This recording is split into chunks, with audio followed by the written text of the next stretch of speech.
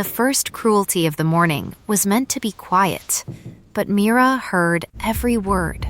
She stood at the low end of the merchant's long counting room in Velen, half hidden by the tall brass frame of the map cabinet, and the two men on the other side of it did not know she was there, or did not care, which in that house had always meant the same thing. "The little translator girl," said the elder, Master Orson Halke, whose signet ring had been the first thing she'd been taught to recognize as a child, before her own reflection. Useful, in her way. One must be grateful for the useful. The other man, a factor from the northern coast whose name she had already forgotten by the time he laughed the way merchants laughed at jokes about horses. "Useful," he said, and he tasted the word as if it had a flavor beyond itself. How charming, a dowry of tongues and no other. She did not turn. She did not lower her head. She did not give them the satisfaction of a rustled skirt or a caught breath. She simply stood behind the map cabinet, with her hand resting on the seam of her mother's old wool shawl, where the darn was neatest, and let the sentence pass through her the way a stone lets a wave pass, taking nothing that it had not always contained. Velen, in the late autumn of that year, lay under a sky the color of pewter that someone had breathed on and forgotten to polish, and the counting rooms of the Halke house crouched at the top of the merchant quarter's oldest street, with the settled patience of animals that had eaten well for a long time. Rain had come in the night and gone before dawn, leaving the cobbles dark and the eaves dripping in an irregular percussion that the great clock above the exchange corrected every quarter hour. The house itself leaned faintly toward the harbor, as if listening for its ships, and its windows, which had been washed only on the front elevation that faced the street, watched the passing carts with the same partial honesty its master brought to his books. Inside, the counting room smelled of ink, of the beeswax the apprentices rubbed into the long tables at dawn, of pipe smoke gone cold in a brass tray, of wet wool from the coats that had come in with the factor, and, faintly, under all of it, of something Mira had learned to recognize only after her mother's death and had never found a word for. The scent of rooms in which decisions were being made about people who were not permitted to be present for them. She stood in that scent now with her ledger against her ribs and a folded sheaf of translated correspondence in her hand, and she waited for the two men to move so that she could pass without being seen to have passed. Useful. The word set itself down on the polished floor between her feet, like a coin someone had dropped and not bothered to retrieve. She looked at it for a moment in the private theater of her mind, considering its weight and its cheapness, and then she stepped over it. Her mother's shawl was gray, or had been, before 4 winters of careful mending, and one of open grief had softened it toward the color of pigeon feathers. The fringe had been cut short and re-hemmed where it had begun to unravel, and along the inner edge. Where no one looking at her would ever see it, a small square of contrasting wool had been sewn in by her mother's own hand years before, a patch as neat as a psalm.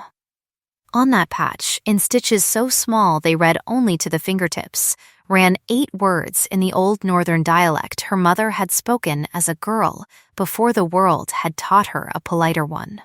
The stitches said, "A voice you can hear is already worth listening to."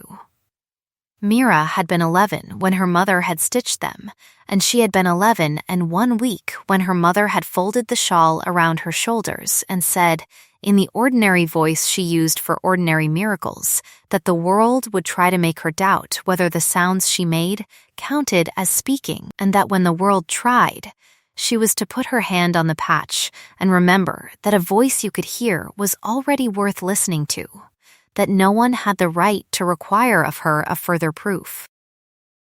Her mother had died the following spring of a fever that took 3 streets and left the 4th unharmed for reasons no priest could satisfyingly explain, and the shawl had been on her shoulders when she died, and Mira had washed it herself. in cold water because her mother had said cold water was kinder to wool and had worn it every autumn since. It was not fine. It had never been fine. It was, at its best, the honest gray of a working woman who had learned 6 languages in 3 cities and had refused, on principle, to sell any of them to a man who wanted to own her along with them. Mira wore the shawl now the way another woman might have worn a locket, close under the collar of her plain dark dress, with the patch turned inward against her heart. In the counting room, the 2 men shifted at last. Halki gathered a sheaf of bills of lading and slid them across the table to the factor with the practiced negligence of a man who had never in his life had to ask twice for anything. "You will find the girl's rendering exact," he said, "though of course one signs one's own name to it. My clerks do not translate for foreign houses. The translator is a courtesy of this house, and courtesies do not sign."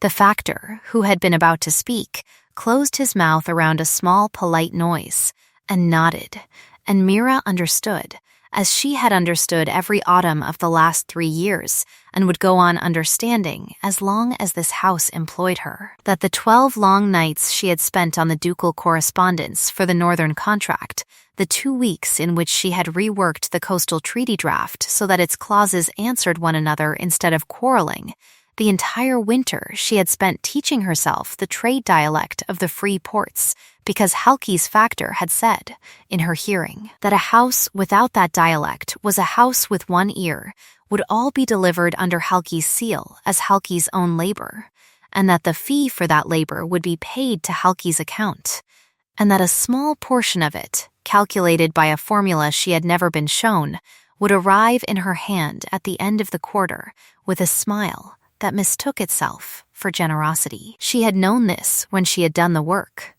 She had done the work anyway, because the work was the work, and because her mother had also said, in the same ordinary voice, that a task done badly to punish an unjust master punished chiefly the task.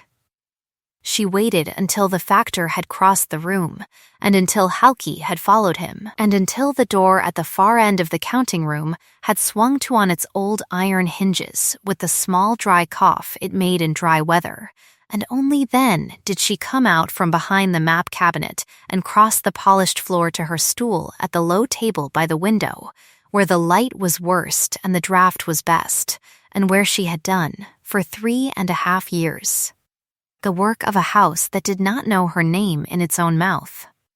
There is a particular arithmetic in old cities like Velen, and Mira had learned it early.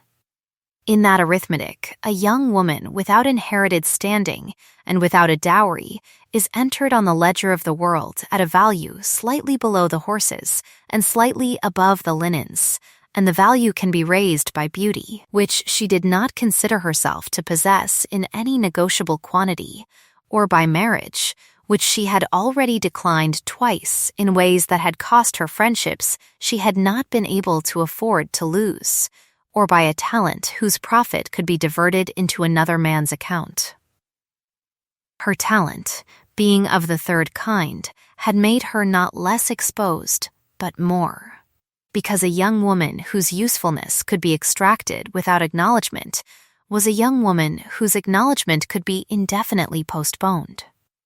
Halke had postponed it since the day Mira's uncle, her mother's brother, a spice merchant of small means and large scruples, had brought her to the counting house at 17 and had asked, in the courtly phrasing he had learned in a life of asking on behalf of others, that his sister's daughter be given honest work at honest wages while she made her way. Halki had agreed with the same courtly phrasing and had paid honest wages for the first 2 months, and had then paid, from the 3rd month onward, the wages of a girl who copied letters while assigning her the labor of a woman who negotiated treaties, and no one in the counting house had spoken of the discrepancy, because no one in the counting house had considered it a discrepancy. And Mira had not spoken of it either, because her uncle had bound himself to Halki by a debt that Mira did not entirely understand, and was not entirely sure her uncle understood either, and because to speak would have been to place her uncle's dignity in a room with Halki's temper and to invite the two to bargain. She had waited instead. Waiting in that house was a form of speech. On her stool at the low table, she opened the ledger and set the folded correspondence beside it and drew from the small locked box at her elbow the ivory-handled pen her mother had left her, which was not ivory at all, but polished bone, and which had been her mother's only extravagance and her mother's only inheritance, and she began to enter. In the small, neat hand she had inherited from a woman who had believed that legibility was a form of respect, the last of the northern factors, numbers. Outside, the pewter sky had begun to thin at one edge, and the clock above the exchange, which was the loudest voice in that quarter, struck the half-hour and was answered by the smaller bell in the harbor and by a third bell somewhere farther inland, whose provenance she had never traced. She wrote. The pen moved. The window behind her went a shade paler. In the yard below, a cart passed with the dull, steady creak of wet wood carrying wet grain, and a boy shouted a name that was not hers, and no thunder cracked over the counting house, and no curtain fell across the map cabinet, and the boy shouted the name again, and was answered, and the day, indifferent as any old city's day, began again. By the following evening, the Halki house had opened its front rooms for the autumn reception it gave each year in the week before the winter contracts closed, and Mira, who had spent the day drafting a difficult passage of the treaty language for the free port of Osa, had been informed at 4 in the afternoon by the housekeeper and not by the master that she would be required to attend. In the corner beside the eastern window, in case a foreign guest arrived, whose speech no one else in the room could follow.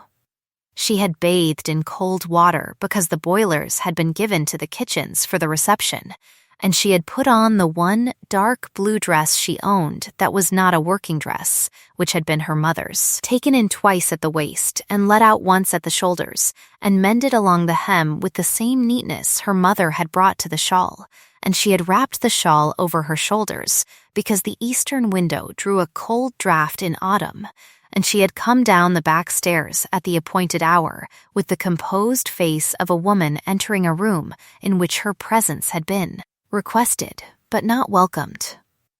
The front rooms of the Halki house were 3 long chambers running the length of the second floor, and they had been lit that evening with more candles than the house used in an ordinary month, because Halki had invited, in addition to his usual roster of merchants and factors and the 2 magistrates whose favor he cultivated by turns, a small delegation from the ducal court whose presence had turned the reception, in the eyes of everyone attending, into an audition. Mira felt the audition the moment she stepped into the first room. The talk did not stop when she entered, because she was not important enough to stop talk, but it thinned along the path of her passage in the small barometric way a room's talk thins when a servant crosses it carrying something breakable, and it thickened again behind her as she moved toward the eastern window, and she read, in that thinning and thickening, the exact temperature of her welcome. At the far end of the third room, near the tall doors that opened onto the balcony above the courtyard, a knot of guests had already gathered around a woman in a saturated crimson gown, whose laugh Mira knew before she saw the face. Isolde Halke, Orson's niece by his elder brother, had come from her father's estate in the country for the winter season, as she came every year, and every year the front rooms of her uncle's house arranged themselves around her the way flowers turn their faces to the wrong sun. She was beautiful in the specific way that expensive cloth is beautiful, which is to say that her beauty was inseparable from the cost of its arrangement, and she had learned, by 17, that a barb dressed as a compliment could be swallowed whole by a room that would have choked on the same barb undressed. She was 24 now, and her craft had refined itself. Beside her stood the other of the 2 the room feared, though neither was called feared aloud. Adrian Vasse, a magistrate of the Second Court and a widower of 40, held his wineglass by the stem with the delicate, impersonal grip of a man who considered the glass and its contents equally beneath him, and offered, at intervals, the small, dry observations that in Velen passed for wit. His cruelty was of the concerned kind. He would inquire after a young woman's health in a tone that suggested he had heard, only in passing, of course, that her health had been discussed, and the room would understand that her health had not been discussed until he inquired after it, and the young woman would smile, because there was nothing else to do, and the discussion would then begin. Mira reached the eastern window without incident, and turned her back to the draught and folded her hands and waited. The window at her shoulder was tall and old, and set in a frame that had warped a quarter-inch out of true, and the draught came through the warp with a small persistent whistle that only she, standing at the window, could hear. And she took a small comfort from it. Because the whistle was a sound the room did not know about, and any sound the room did not know about belonged, at least, in that moment, to her. Halke, at the center of the second room, had begun to speak of the Northern Contract in the voice he used when he wished to be overheard by the delegation from the court, and Mira listened without appearing to listen, because listening without appearing to was the first skill her mother had taught her, and the last she had refined on her own. He spoke of clauses, he spoke of ports, he spoke, at a certain moment, of the delicacy required to render into the northern dialect the phrasing preferred by the ducal chancery, and he permitted himself, in the smallest and most gracious of asides, to observe that his own long practice with the northern tongue had been of some small service to the house in this matter, and the delegation from the court, which had not until that moment considered him a man of languages, considered him one now, and the fee for the contract, which would be paid at the end of the quarter, adjusted itself upward in 3 of the delegates' minds by a sum Mira could have calculated to the coin. She did not turn her head, she did not lower her eyes. She looked, instead, at the shallow silver dish on the sideboard beneath the window, in which the housekeeper had placed a small arrangement of late chrysanthemums, and she counted, without meaning to, the petals of the nearest bloom, which came, as such petals often did, to a number that was neither round nor prime, and which offered no consolation but the small one of being exact. Isolde had detached herself from the knot at the far end of the room, and was moving through the guests with the unhurried confidence of a woman who knew that any conversation she joined would rearrange itself to accommodate her arrival, and Mira understood, before Isolde reached her, that she had been marked. Isolde stopped a courteous 3 paces off, which in that house was the distance a lady kept from a servant she meant to address in front of witnesses, and she smiled the smile that had been her chief education, and she said, in a voice pitched to carry to the nearest 4 guests without appearing to be pitched at all, "Mira, how thoughtful of you to come, and in your mother's shawl, too, how useful to have kept it." The words sounded affectionate, the pressure underneath them was not. 2 guests, a factor's wife and a young man in the ducal delegation's livery, turned their heads with the small involuntary interest of people who had been given permission to notice.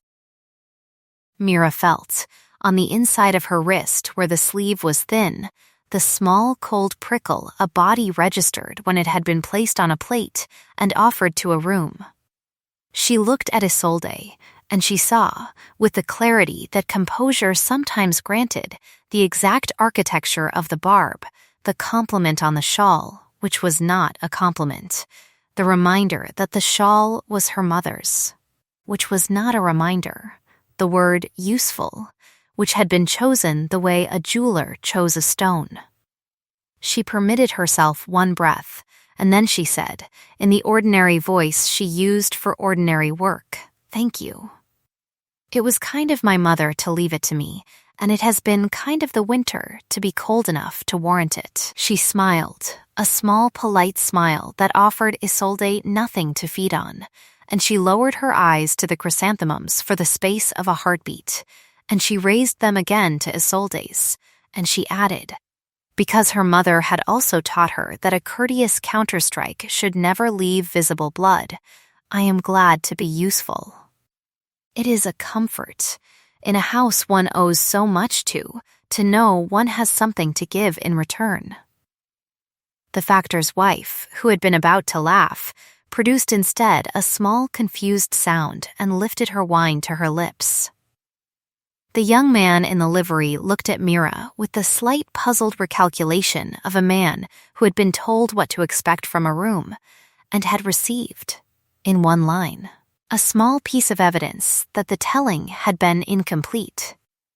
Isolde's smile did not change, because Isolde's smile was a trained animal, but the muscle at the corner of her jaw made the small tightening motion Mira had learned to watch for over 3 winters of similar exchanges, and Mira understood that she had won the small round and would pay for it later. And she accepted the arithmetic without complaint, because the arithmetic had been set long before she had entered the room. Isolde inclined her head, a bare 1/4 inch, and said, "How generous," and moved on. It was not a compliment. Mira turned her face back to the window and let the draft touch her cheek, and she felt her heart, which had been very still through the exchange, resume the small ordinary knock it made when a scene had ended. Behind her, in the second room, Halki had begun to laugh at something the senior delegate had said, and the laughter of the room had followed his, not universal, enough, and she thought, with a private clarity she permitted herself only in rooms where no one was looking at her, that a house in which laughter followed a man like a well-trained dog was a house in which the dog had learned to bite on command. She did not smile at the thought, she simply held it, the way a woman holds a small warm coin in a cold pocket, and she waited for the reception to move on. It moved on. The talk resumed its old volume. A tray of glasses passed. Somewhere behind her, a small dry cough from the doorway announced a late arrival, and the room's talk did the thing it did when a person of consequence entered, which was to thin along a new path and thicken behind it, and Mira did not turn her head, because turning her head was the impulse of a room that did not know its own hierarchy. And she had long ago decided she would not offer the room that satisfaction.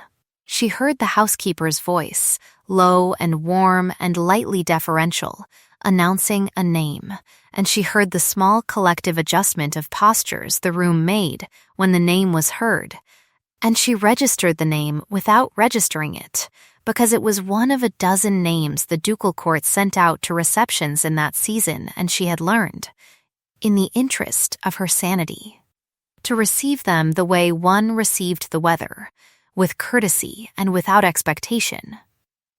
It was only when the room, which had been thickening, went, for a single breath, entirely still, that she understood the arrival had not been one of the dozen names.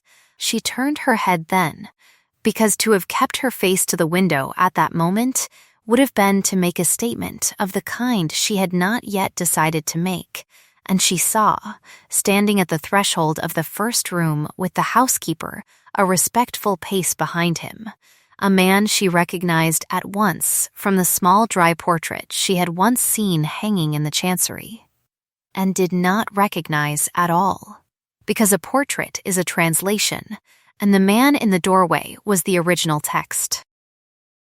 He was tall, and not, at first glance, remarkable, which she understood immediately to be a discipline rather than a fact. His coat was dark, cut narrowly, without ornament beyond a single band of silver at the cuff, and he wore no ring visible from that distance, which in Velen was a kind of ring in itself, because a man who could afford to wear no ring was a man whose name was already worn by others on his behalf.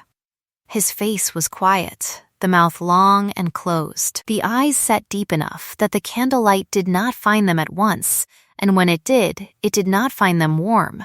They were the gray of a lake at the end of a still afternoon, the kind of gray that gave back nothing and took in a great deal. Behind him the housekeeper stood with her hands folded and her chin low, and Halki, who had crossed the second room with a speed his body did not usually permit itself, had already begun the small bow the merchant class made to the great houses, and the room, which had gone still for one breath, had resumed the small controlled volume of a room that had decided to pretend it had not gone still. His Grace Reynard, Duke of Alvin, whose ducal chancery had commissioned the northern contract that Mira had spent 12 nights translating, had entered his own contractor's autumn reception, and the reception, which had been an audition, was now something else.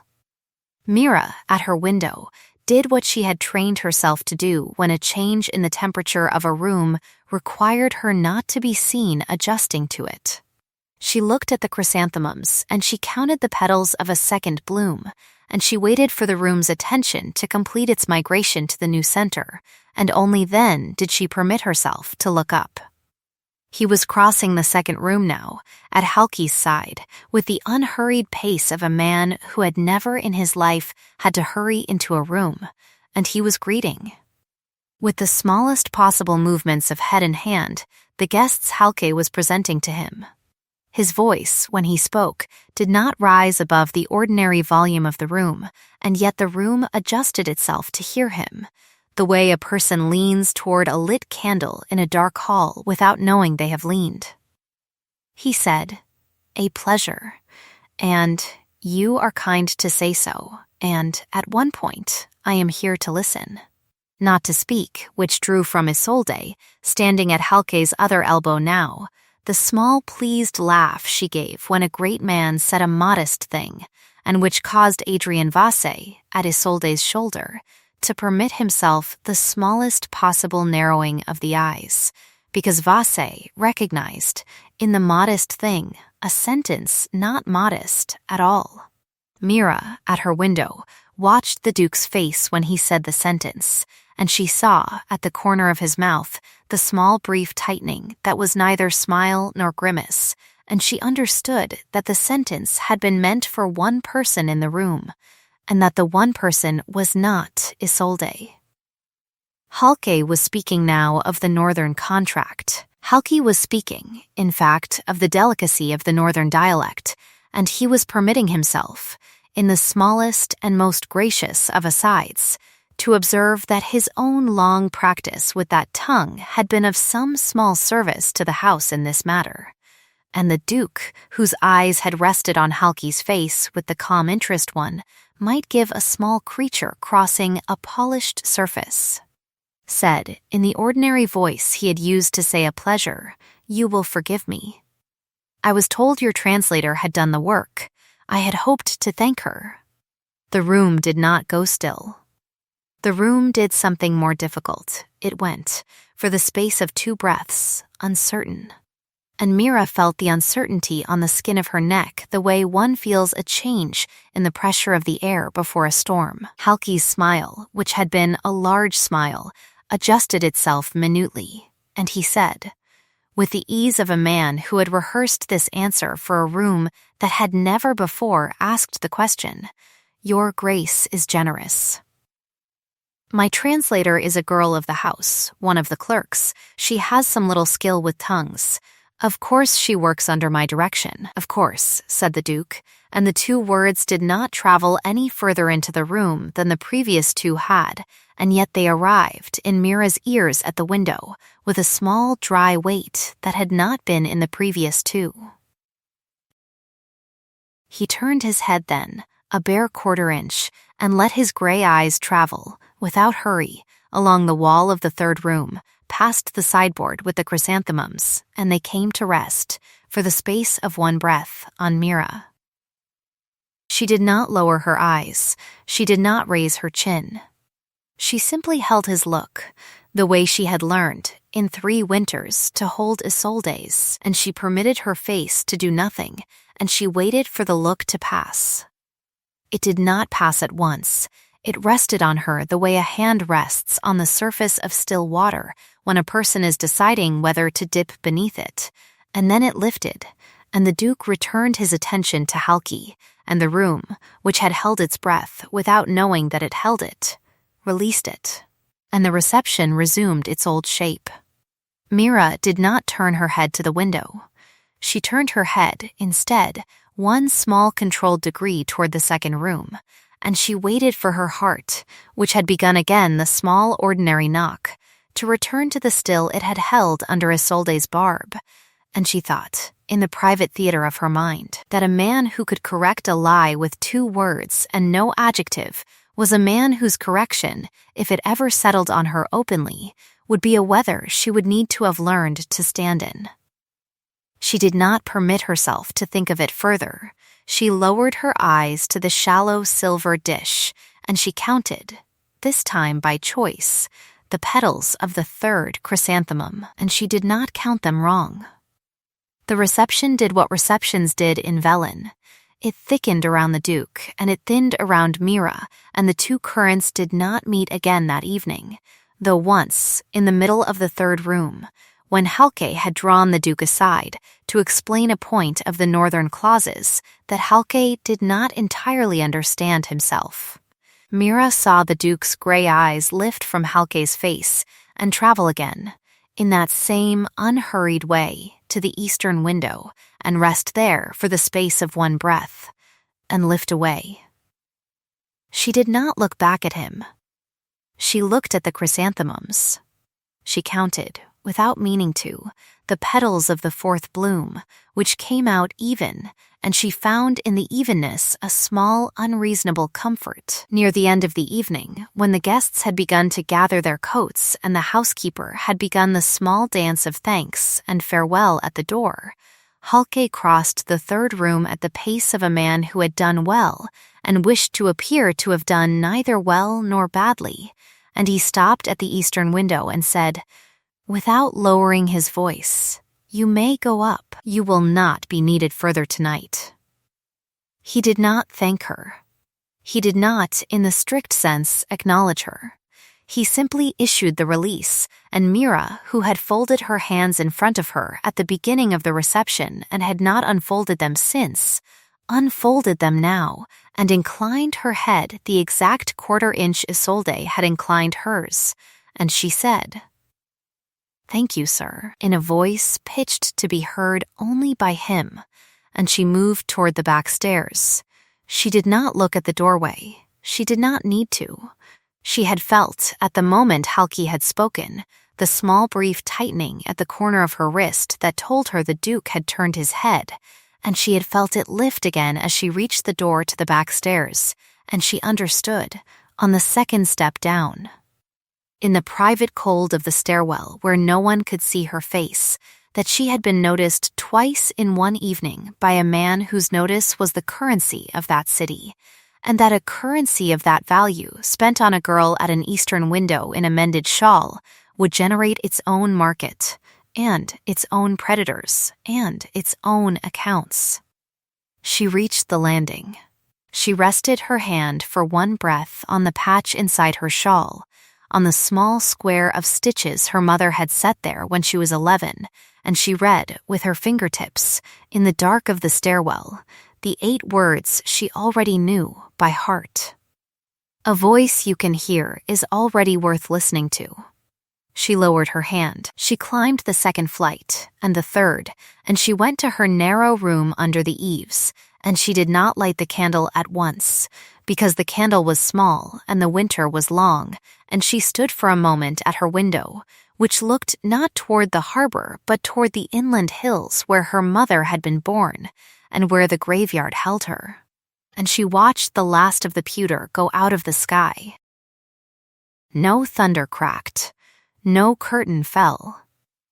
Below, in the courtyard, a groom shouted for a lantern and was answered, and the front door closed with the small, polite thud it made when the last guest had gone, and the great clock above the exchange struck the hour and was answered, and the music of the city, which was chiefly bells and hooves and voices and rain, began again as if the reception had not happened, as if a duke had not looked at a girl in a mended shawl and, without adjective, corrected a lie in her favor. Mira lit the candle, at last, because the small flame was cheaper than the darkness she was afraid she would think in, and she sat on the edge of the narrow bed and drew the shawl closer, and she permitted herself, for the space of 1 exact minute measured against the clock across the roofs, to consider what had happened. Then she rose, and she washed her face in the cold water in the basin, and she opened the small locked box on the shelf above her table, and she took out the ivory-handled pen, and she took out the folded draft of the treaty language for the free port of Osa, and she sat down to work, because the work was the work, and because tomorrow the counting room would open at 7, and because a woman who had been noticed by a duke in Velen in the autumn of that year would need, more than ever before, to have her sentences in order. By the following morning, the counting room had reassembled itself around the events of the reception, the way a river reassembles around a stone thrown into it, which is to say without apparent disturbance, and with a permanent alteration of its currents. Hulk arrived at 7:30, an hour later than his usual, wearing the small, pleased expression of a man who had slept well after a triumph, and he did not look at Mira when he passed her stool, which she read correctly as a sign that he had considered whether to look at her, and had decided that he would not. He shut himself into the inner office with the senior clerk, and Mira, at her low table by the window, opened the ledger and set the folded correspondence beside it, and began, in the small neat hand she had inherited, to enter the last of the reception's accounts. She had been at the table not a quarter hour when the housekeeper appeared in the doorway of the counting room with a folded slip of paper in her hand and an expression on her face that Mira had not seen there before, which was not quite curiosity and not quite unease, and had, at its edges, the small tightness of a woman who had been asked to carry a message she did not entirely understand. She crossed the counting room with her usual quiet step and stopped at Myra's stool and held out the slip. "For you," she said, in a voice pitched low enough that the 2 apprentices at the long table did not hear, though the elder of them lifted his head at the housekeeper's crossing and lowered it again with the small, careful blankness of a boy who had been trained not to see what he was not paid to see. Mira took the slip. It was folded once, and it had no seal, and on the outer face, in a small precise hand she did not know, was written only her name. She unfolded it. Inside, in the same small precise hand, were 3 lines. The first line thanked her, in the ordinary phrasing of a courteous letter, for the labor of the northern contract which the writer had had occasion to read in draft, and to find, in his words, exact. The second line requested, at her convenience, and at no inconvenience to her employer, the favor of a further translation, of a private correspondence in the northern dialect, to be undertaken on her own hours and paid at a rate the writer named, which was 3 times the rate Halki paid her for the same work, and which was, she calculated at once, roughly the rate the ducal chancery paid its own translators. The third line was signed with a single initial and a small dry courtesy that she read twice before she understood that she had read it correctly. She folded the slip. She did not lift her eyes. She said, in the ordinary voice she used for ordinary work, "Thank you. Please tell the messenger I will reply this afternoon." The housekeeper, who had not moved, inclined her head the smallest possible degree and said, "There is no messenger." The gentleman brought it himself, at dawn, to the servant's door, and asked that it be placed in your hand only. She permitted herself, at the end of the sentence, one small look at Mira's face, and Mira, who understood the look, permitted her own face to do nothing, and the housekeeper, satisfied by the nothing, inclined her head a second time, and withdrew. Mira sat for one breath with the slip closed in her hand. Then she opened the ledger. She set the pen to the page. She entered the last of the reception's accounts in the small, neat hand she had inherited, and the numbers came out even, and she did not count them wrong. By the following evening, the slip of paper had done what such slips do in old cities like Velin, which is to say it had lain quietly in the small locked box on the shelf above her table and had, without moving, altered the shape of every room Mira entered. She had answered the note at midday, in the small, precise hand she reserved for correspondence she meant to be read twice, and she had accepted the commission, and she had named the hours in which she would be free to undertake it, which were the hours between the closing of the counting room at 7 and the ringing of the harbor bell at 10, and she had said at the end, in a phrasing her mother would have approved, that she was grateful for the courtesy and would render the work with the exactness the writer had the kindness to expect. She had sealed the note with a plain wafer and had given it to the housekeeper, who had received it with the same small tightness of the mouth she had brought to the delivery of the first slip, and who had returned within the hour with the private correspondence itself, bound in a plain sleeve of dark cloth and tied with a length of black tape, and had set it on Mira's low table without a word. Mira had not opened the sleeve at the low table. She had waited until the counting room had closed, and until she had climbed the back stairs to her narrow room under the eaves, and until she had lit the small candle and drawn the shawl closer, and only then had she untied the tape and laid the papers out on the plank of her desk, and had begun to read. The papers were letters, in the northern dialect, from a factor of the ducal house at the port of Skarn to a factor at the port of Osa in the winter of the year before, and they concerned a shipment of tin and a discrepancy of accounts, and they were the kind of letters that in Velin would have been called dull, and were, in fact, dull.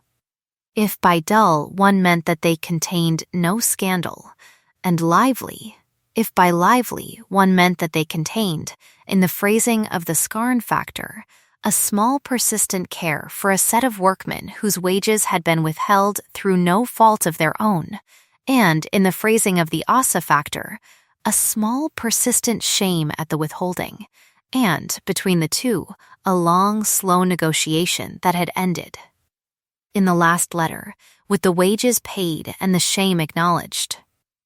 Mira read them twice, and then she read them a third time, and she understood, at the third reading, that the Duke had not sent her the letters because he needed them translated. He had had translators of his own. He had sent her the letters because the letters, in themselves, were an argument, and the argument was that a house was to be judged by the accounts it kept for the people whose names did not appear in its ledgers, and the argument had been made quietly in the northern dialect by a man who had wished to see whether she would hear it. She heard it. She sat for a long moment with her hand on the shawl, on the patch inside it where the 8 stitches lay, and she thought about the argument, and she began, at last, to translate. She worked at the letters for 3 nights.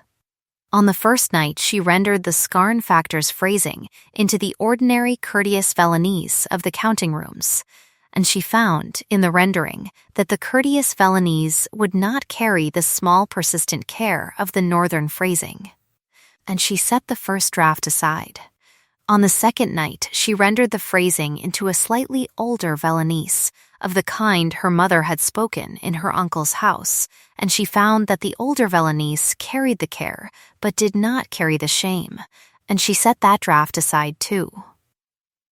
On the third night, she rendered both letters into a Velinese she constructed for the purpose, borrowing from the older forms where the care lived, and from the newer where the shame could be named without theater, and she read the result aloud in her narrow room under the eaves, in the small, quiet voice her mother had used for reading letters to her uncle in the evenings, and she heard, at the end, that the argument had survived the crossing.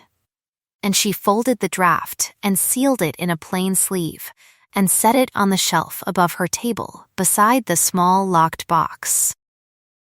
She wrote a note, at the last, in the small precise hand she reserved for correspondence she meant to be read twice, and she said only that the work was ready, and that she would be glad to place it in His Grace's own hand at whatever hour and place he found convenient, and that she thanked him for the trust the commission had implied.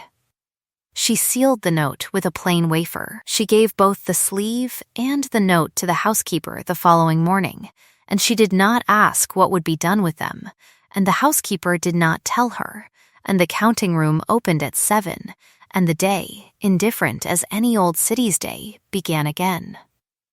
Word travels in a house like the Halki house, the way damp travels in a wall, which is to say, without visible movement and with a permanent alteration of the plaster. By the end of that week, the housekeeper had begun to nod to Mira in the corridors with a small, quiet warmth that had not been in her previous nods, and the elder apprentice at the long table had begun to bring her, without being asked, the second candle at 4 in the afternoon, when the light at her stool grew short, and the senior clerk, who had for 3 winters walked past her table with the small studied blindness of a man who had been paid not to see it, had twice paused at the corner of it with a question about a phrasing he could have answered himself, and had listened to her answer with the small attentive stillness of a man who had begun to consider whether the answer might, in future, be worth quoting. She read these small alterations without comment, because reading them without comment was the first courtesy such alterations required, and because she had learned, long since, that a house that changed its temperature toward a servant was a house that would, at some later moment, change it back, and that the servant who had leaned into the warmth would be the servant who felt the return of the cold most sharply. She kept her hands folded. She kept her eyes on the ledger. She wore the shawl. Halke, in the inner office, had noticed the small alterations, too, and had noticed them earlier than anyone else in the house, and had come out of the inner office on the second day of the week with an expression on his face that Mira had seen only once before. At the end of her second year in the house, when a rival factor had offered her, through a friend of her uncle's, an honest wage for an honest post at his own counting house, and Halke had discovered the offer before she had answered it, and had summoned her uncle to the inner office, and had reminded her uncle, in the courtly phrasing he used for reminders, of the debt that bound them, and had extracted from her uncle the promise that she would decline. She had declined. She had never spoken of the offer. Halke had never spoken of it either, but the expression had lived, since that afternoon, at the back of his face, in the small tight place a man kept the expressions he did not intend to use often, and it had come forward now with the small dry sound of a drawer opening. He crossed the counting room at his ordinary pace and stopped at Mira's stool, and he said, without lowering his voice, "You will bring your ledger to the inner office at 11. He did not thank her. He did not, in the strict sense, address her. He simply issued the instruction and returned to the inner office, and the counting room, which had not gone still, adjusted its breath the small barometric quarter degree it adjusted when the master's temper was rising, and Mira, at her stool, said, "Yes, sir," in the ordinary voice she used for ordinary work, and she did not lift her eyes from the ledger, and she did not, in the strict sense, permit her heart to knock. She brought the ledger at 11. Halke was standing at the tall window of the inner office with his hands behind his back, and the senior clerk was seated at the small table by the door with a sheaf of papers in front of him, and a third man, whom Mira had not expected, was seated in the leather chair to the right of Halke's desk, and the third man was Adrian Vassy. He had come, he explained, without being asked, as a courtesy to the house in his capacity as a magistrate of the Second Court on a small matter that had been drawn to his attention, and which he had thought it best, in the interest of the house's good name, to bring first to Halki's own ear before it traveled further. He was very sorry to trouble anyone. He was very sorry, in particular, to trouble the young woman, whose composure he was pleased, as always, to admire. It was, he said, a small matter, of course. It was almost certainly nothing. Halke, at the window, did not turn. The senior clerk, at the small table, did not lift his eyes. Vasse produced from his coat a folded paper, and he unfolded it on the corner of Halke's desk with the small, careful precision he brought to the unfolding of any paper, and he said, in the tone of a man who had been asked, at great personal inconvenience, to bring an unpleasant subject into a pleasant room, that a document had come into the possession of the second court which appeared, on its face, to be a private letter.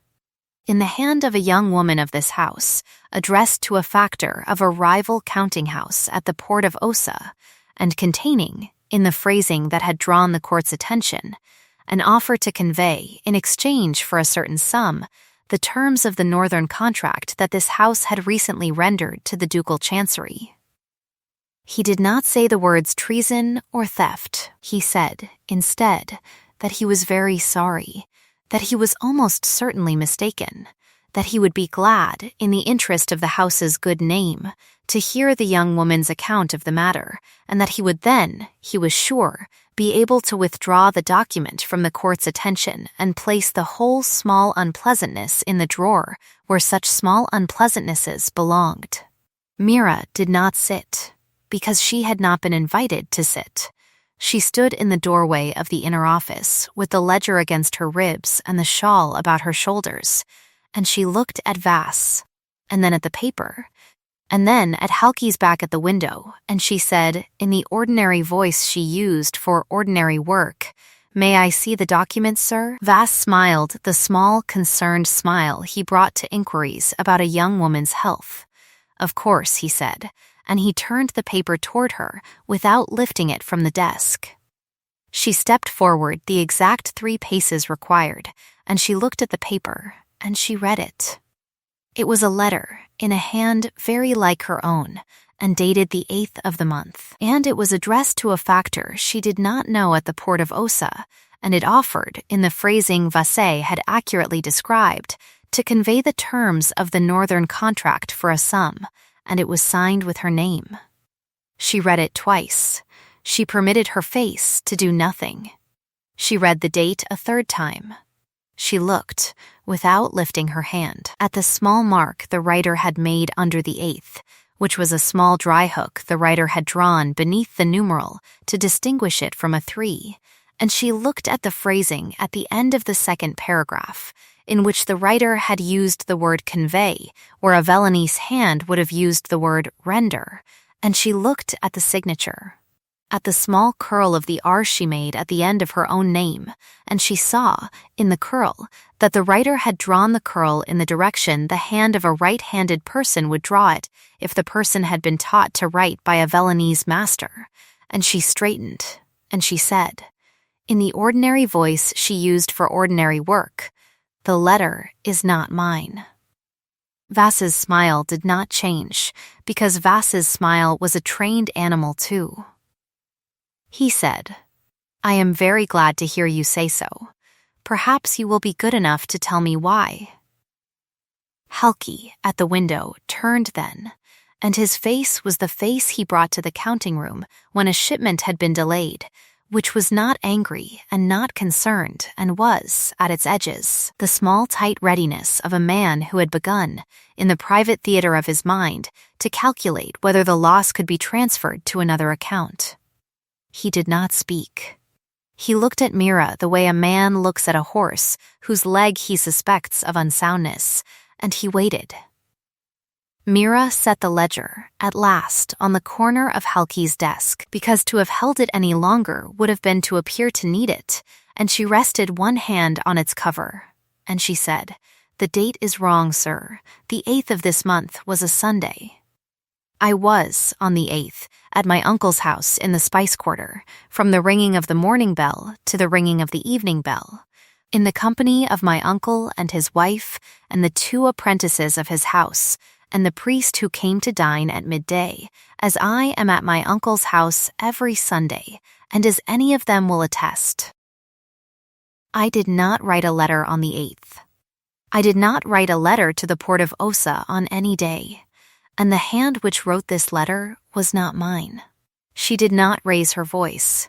She lifted her finger, at last, the smallest possible degree, and she pointed at the numeral 8 and at the small dry hook beneath it, and she said, "The writer of this letter has been taught, as I was, to distinguish the 8 from the 3 by a small hook beneath the numeral. That is a habit of the Velanese counting-house masters, sir. It is not a habit anyone would forge who had not learned it in a counting-house.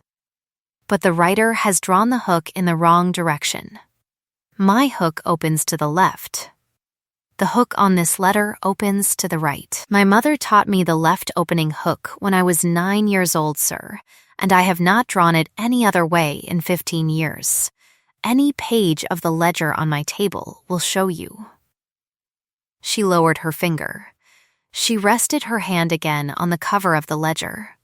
She looked at Vas, and she said, without any change in her voice, "I would be glad to write the numeral for you now, sir, if you wish. I would also be glad, if the court permits, to see the original of the letter under a stronger light. The writer has used the word convey at the end of the second paragraph, where a Velanese hand would have written render. It is a small thing. But the writer has, I think, been taught the northern dialect and has translated their own phrasing into Velanese without noticing. I have been taught both. I would not have made the substitution." Vas's smile did not change. Halke at the window did not turn. The senior clerk at the small table lifted his eyes at last and set them on the letter and lowered them again, and Mira saw, in the lowering, the small, careful blankness of a man who had been trained not to see what he was not paid to see, and she understood. In that blankness, that the senior clerk had recognized the hand, and had recognized it before Vasse had unfolded the letter, and had decided in the small tight place a man kept such decisions, that the recognition would not come out of his mouth. She did not look at him again. Vasse permitted himself, at last, the small dry cough he used when a conversation had not gone in the direction he had planned for it. "You have a quick eye," he said, in the tone of a man who had complimented a horse for kicking him, "and a quick tongue. Perhaps too quick. It would be a pity if the court were to feel that so much cleverness had been directed at the wrong end." Mira did not lower her eyes. She said, "I am sorry, sir. I know only how to answer the question I have been asked." Halke, at the window, turned then, in earnest. He crossed the room to the desk. He did not look at Mira. He looked at Vas, and he said, in the courtly phrasing he reserved for magistrates, "You have been very kind, sir, to bring this matter to us. I will look into it myself. I am confident, as I am sure you are, that on further examination the whole thing will prove to be nothing." Vas inclined his head a bare quarter-inch and said, "I am glad we understand each other," and folded the paper and slid it back into his coat and rose and made the small polite bow he made to men whose names he had recently begun to weigh, and he left the inner office. The door closed. Halke, at the desk, did not sit. He looked at Mira, and his face was the face he had brought to the counting room on the day her uncle had first placed her hand in his, and he said, in the ordinary voice he used for ordinary work, "You will not speak of this outside this room." He did not thank her. He did not, in the strict sense, apologize. He simply issued the instruction. And Mira, who had folded her hands again in front of her, unfolded one and picked up the ledger, and she said, "Yes, sir," and she inclined her head the exact quarter-inch, and she left the inner office. The senior clerk did not lift his eyes as she passed. She walked back to her stool at the low table by the window, and she sat, and she opened the ledger, and she took up the ivory-handled pen, and she began. in the small, neat hand she had inherited to enter the last of the accounts. She did not tremble. She did not permit herself to tremble.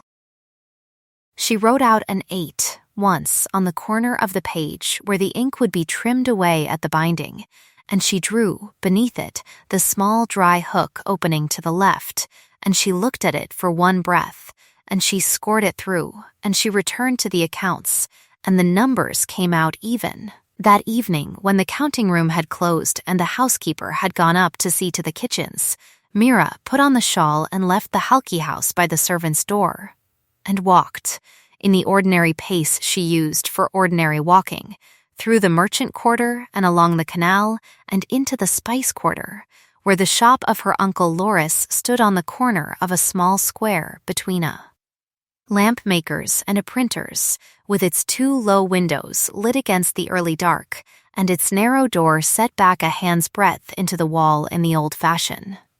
She let herself in with the key her uncle had given her when she was 18, and she called, in the ordinary voice, "It is only me." And her uncle, who had been at the back counter weighing pepper into small paper cones, called back, "Come, come," in the ordinary voice, and she went through. Loris Halki had been born Loris Vernay in a village 3 days inland, and had taken the name Halki only for the 2 years of an unlucky partnership he did not now speak of, and had gone back to Vernay when the partnership had ended, and was called Vernay in the spice quarter and Halki in nowhere at all, except the debt on the counting room's books that no one had ever asked him to sign, and that Orson Halki had, one winter in a bad year, told him he need not pay if the girl were placed in the counting house at 17. Loris had not liked the arrangement. Loris had liked less the alternative, which had been the sale of his shop. Loris had signed nothing, and had promised nothing, and had walked out of the counting house that afternoon with his sister's daughter's hand in his, and a small cold weight in the small tight place he kept such weights, and had never spoken of it aloud, because his sister, who had been Mira's mother, had made him promise, on the day she died, that he would not add his shame to her daughter's inheritance. He had kept the promise. He kept it now. He set down the scoop and dusted his hands on the apron and looked at Mira's face with the ordinary care he brought to ordinary looking, and he saw, in the small tight place at the corner of her mouth, that the day had not been an ordinary day, and he said, "Sit, there is tea." "Anna is out." Mira sat. He brought the tea. He set the 2 cups on the counter between them, and he sat opposite her on the tall stool he used for weighing. And he waited. She told him about the reception, and about the letter from the Duke, and about the commission, and about the 3 nights of translating in the room under the eaves, and about Vass in the inner office at 11, and about the letter that was not hers, and about the 8 with the wrong hook, and about the word convey. She told him in the ordinary voice she used for ordinary telling, and she did not tremble, and Loris did not interrupt, and when she had finished he lifted his tea and drank 1 careful mouthful and set the cup down, and he said, "Who wrote it?" She said, "I do not know." He said, "You do." She said, "I am not sure." He said, "Say it." She said, in the small, careful voice she used for careful saying, the senior clerk recognized the hand. He did not name it. "I think the hand is Isolde's. I have seen her copy verses onto fans in that hand. She learned Veronese from the same master who taught me, the winter she was 15 and I was 13. She was taught the hook opening to the right, because the master was left-handed, and taught her, when he was tired, the direction he found easier. She was taught, also, the northern dialect that summer, in the country, by the tutor her father brought from Skarn. And she has been at her uncle's house since the 1st of the month, with time on her hands and a grudge on her tongue." Loris drank a second careful mouthful of tea. He set the cup down again. He said, "And Vass?" She said Vasse admires her. He said Vasse admires himself. He borrows Isolde as a mirror. She almost smiled. She did not smile. She looked at the cup in her hands, and she said, "Uncle, if this letter reaches the court, I will not be a translator anymore. I will be a girl who tried to sell a contract. I will not have a house in Velen to work in. I will not have a name to give at the door of the counting rooms of any other city that does trade with Velen. My mother's name will be attached to it, because it is my name. And the shawl will be a shawl a thief once wore." She permitted herself, for one breath, to look up. Her uncle's face had not changed, because her uncle's face had learned, in 50 years of a small trade in a hard city, not to change, but his eyes had come forward. In the small, tight place, a man's eyes came forward when a decision had been made that he did not yet intend to explain. And he said, in the ordinary voice, "It will not reach the court." She said, "Uncle." He said, "It will not reach the court. Drink your tea. I will speak to Elder Damaris tonight." She lowered her eyes. Damaris Vernay, her mother's aunt, was 81 years old and lived in a narrow house on the good side of the cathedral square, and had, in the last 30 years, sat on the small, quiet council of women who kept the accounts of the Guild of Translators and Interpreters that the ducal chancery had, 3 dukes ago, chartered and forgotten, and which had continued, in the manner of chartered and forgotten bodies, to keep its own books and its own memory. Damaris had known Mira's mother from the day of her birth, and had not attended her funeral, because Damaris did not attend funerals, and had sent, on the morning after, a small package to Mira containing a plain silver ring, and a note in a hand Mira had not been able to read until she was 15, which had said, when at last she could, that the girl was to come to her house if ever the world became a house she could not stand in. Mira had not gone. Damaris had not asked. But Damaris had, in the winter of Mira's 20th year, when Isolde had first come to the Halki house and had made a small pointed remark about Mira's shawl at a private supper, sent, without preamble, a note to Mira's uncle Loris, which had said only, in the same hand, that if the girl was ever accused of anything by anyone in that house, Damaris would like to be told at once. Loris had told her once, in the interest of preparation, and had never told her again. He said now, "It will not reach the court." Damaris keeps the Guild's book. The Guild's book has a page for every hand in Velen that has been certified since the year I was born. Isolde's hand is on it. She was certified at 15 because her father wanted her to sign her own contracts at country fairs. The hook opens to the right. Damaris has the page. She will bring it to Vass's chambers before noon tomorrow, and she will bring with it a woman from the guild who taught Isolde's tutor his Velenese, and who will swear to the substitution of convey for render, because the tutor was a Scarn man, and the substitution is his. Vassi will withdraw the letter. He will apologize to Halki because he must apologize to someone, and Halki will accept the apology because he has been given something to accept, and the whole small unpleasantness will go into the drawer where such small unpleasantnesses belong. He drank the last of his tea. He set the cup down. He said, "Drink." Mira drank. She did not weep. She permitted herself, for the space of one breath, to feel the small warmth of the tea in her throat, and she thought, in the private theater of her mind, that the old woman on the good side of the cathedral square had believed her before she had been asked to bring evidence, and that this too was a form of belief her mother would have recognized, and she rested her hand for one breath on the patch inside her shawl, and she read, with her fingertips, in the dark under the counter, the 8 words she already knew by heart. A voice you can hear is already worth listening to. She lowered her hand. She said, "Thank you." Loris said, Do not thank me. Thank your mother. She kept the letters. She looked up. He said, The letters your mother had from her aunt. Damaris wrote her every winter for 30 years. Your mother kept them in a box. The box is in the room upstairs, in the chest under the window. I have not opened it since she died. I did not open it tonight. But Damaris will know the letters exist, and she will know that I know they exist, and she will know that if the guild's book is not enough, I will bring the letters to Voss's chambers myself, and the letters will not name Isolde, but they will name a woman who taught Isolde's tutor the substitution of convey for render, and Vosse will understand the message. He rose, at last, from the stool. He said, You will sleep here tonight. Anna will be back at 9. She has made your bed. Mira did not argue.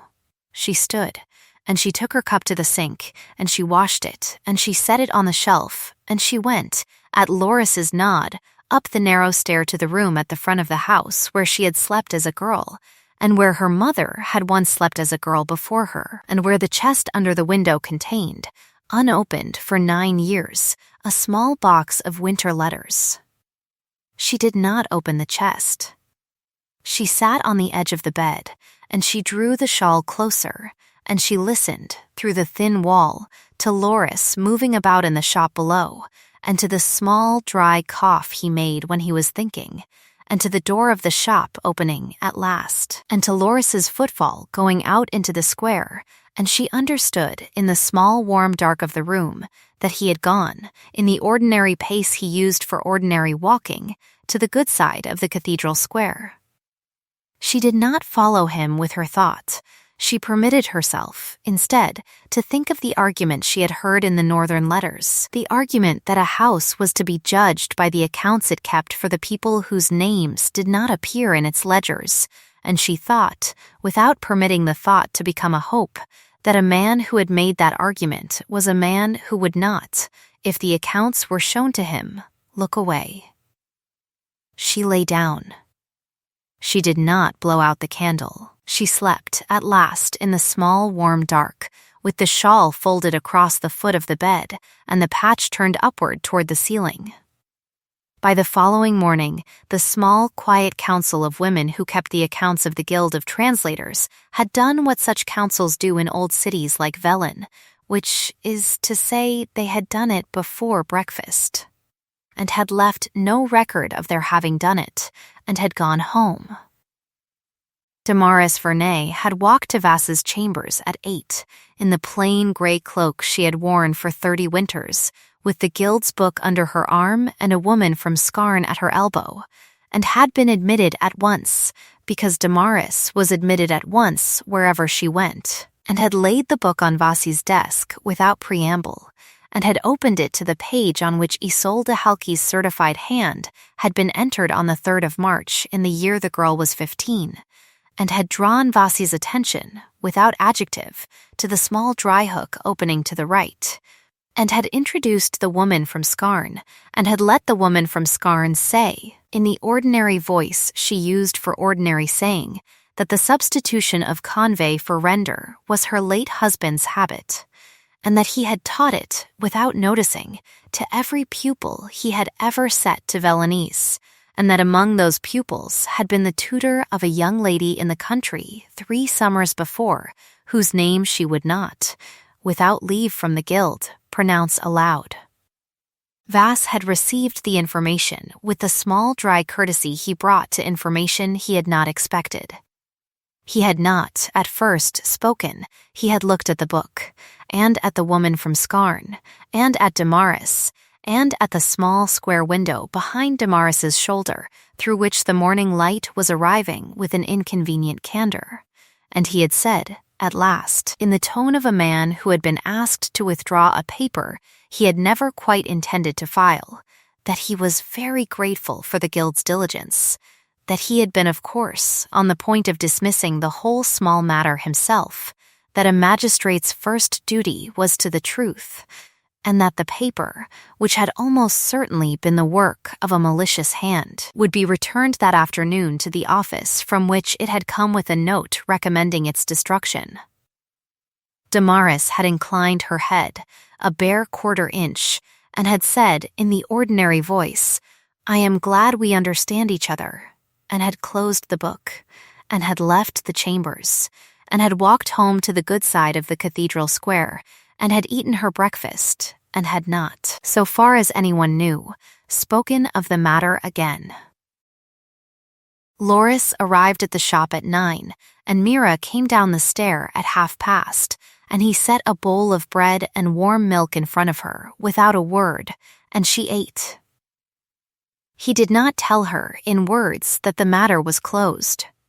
He looked at her over the counter, and he said, "You will go back to the house at 11.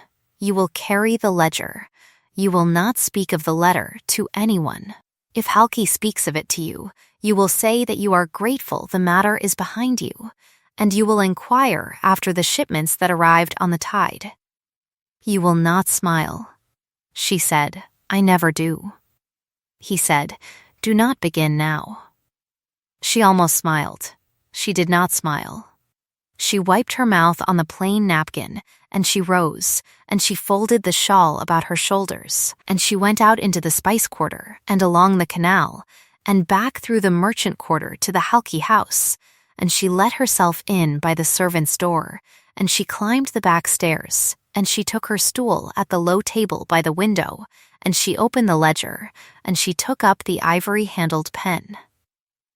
Halki did not speak to her that morning. He passed her stool at 10 with the small studied blindness she had known for 3 winters, and he did not look at her, and she read the blindness correctly as a sign that the matter had been closed, and that Halki wished it to have been closed without her assistance, and she permitted herself, in the private theater of her mind, 1 exact inch of grim satisfaction. And then she returned to the accounts. The senior clerk, at his own long table, glanced twice at her stool in the course of the morning, and did not speak, and did not, at any point, meet her eye. Isolde came down to the counting room at midday, which she did once or twice a season when she wished to be seen in her uncle's house at work, and she paused at the corner of Mira's low table with the small pleased expression of a woman who had heard a story and had not yet decided whether to believe it, and she said, in the voice she pitched to carry to the 2 apprentices at the long table, "How industrious you are, Mira. One almost forgets, seeing you at that table, that there was ever any concern." The words sounded affectionate. The pressure underneath them was not. Mira did not lift her eyes at once. She finished the number she was entering. She set the pen down. She raised her eyes to Isolde's, and she said, in the ordinary voice she used for ordinary work, "I am glad the concern is behind us." It was a small matter, in the end.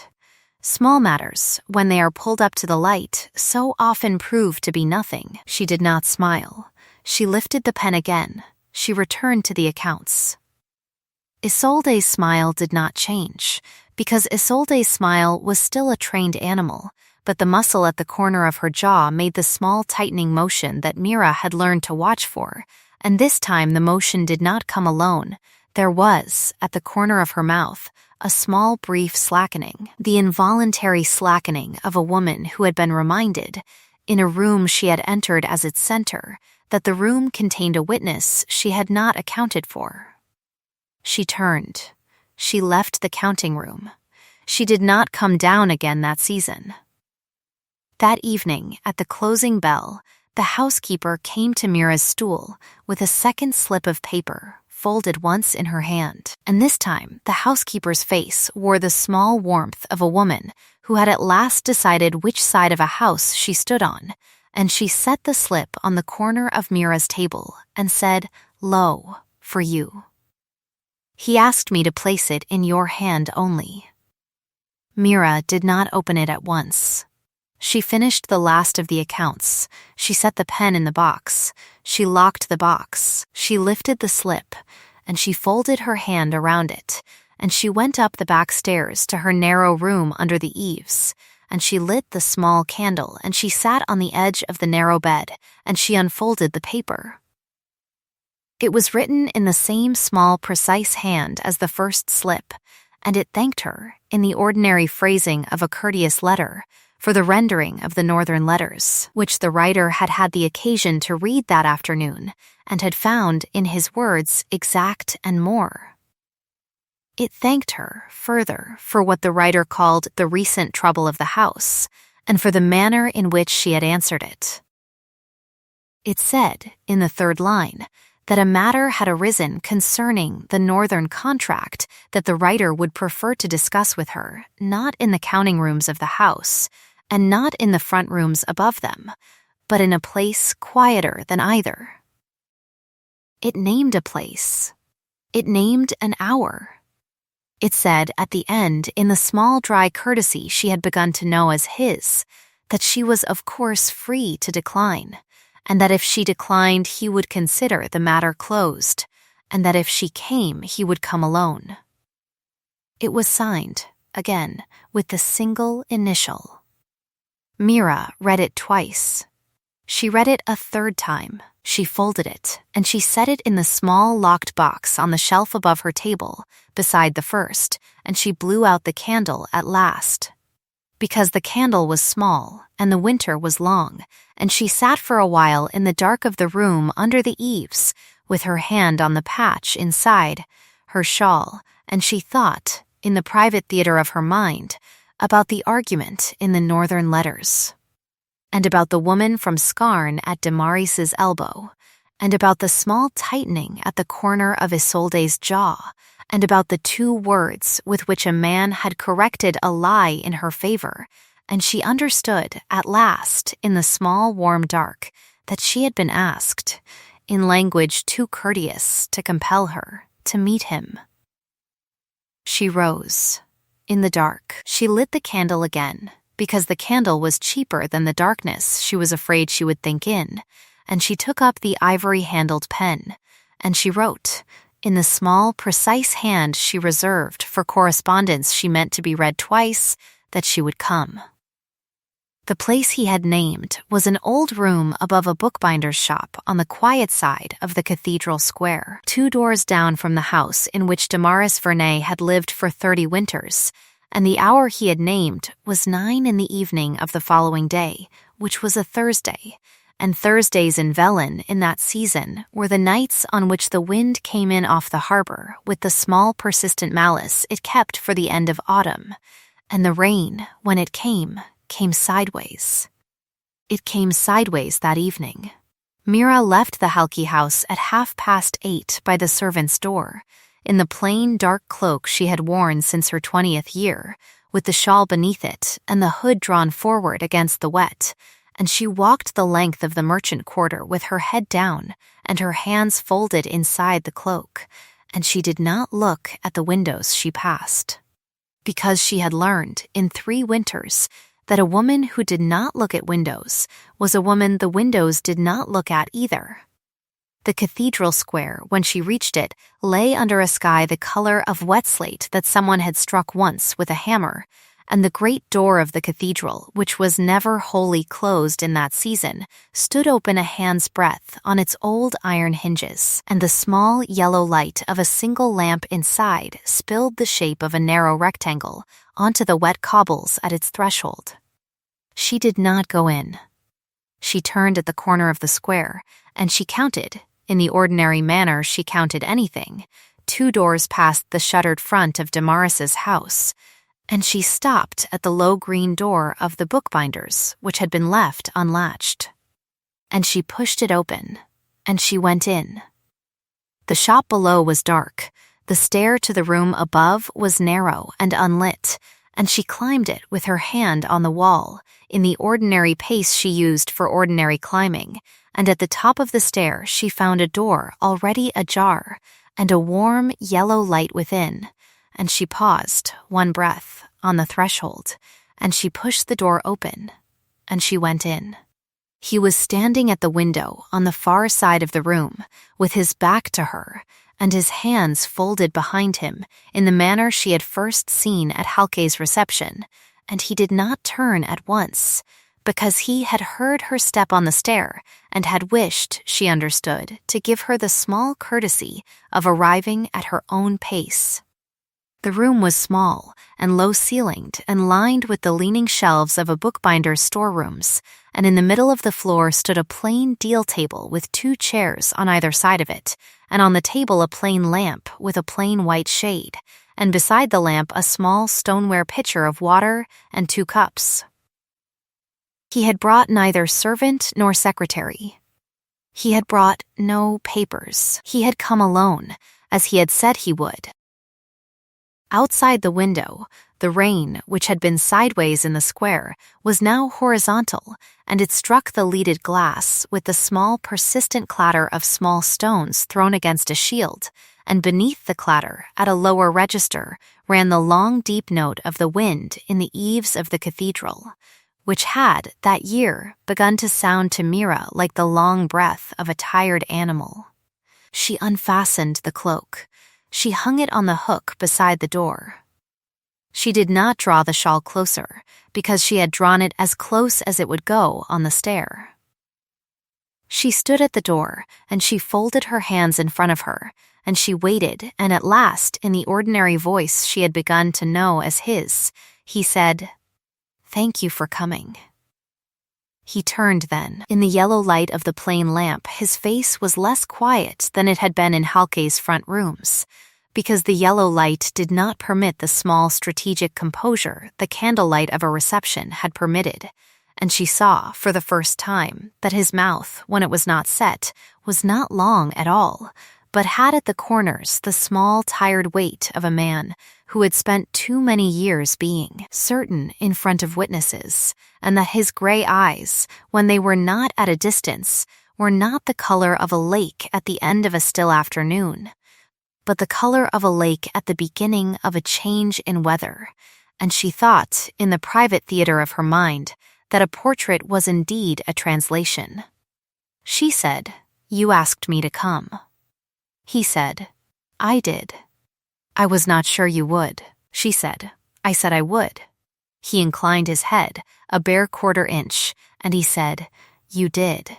And he crossed the room, at last, to the table, and he did not sit at once, and he did not ask her to sit, and he said, in the ordinary voice, "There is water." Nothing else. "I did not think you would want the appearance of hospitality." She almost smiled. She did not smile. She said, "Water is enough." He poured the water.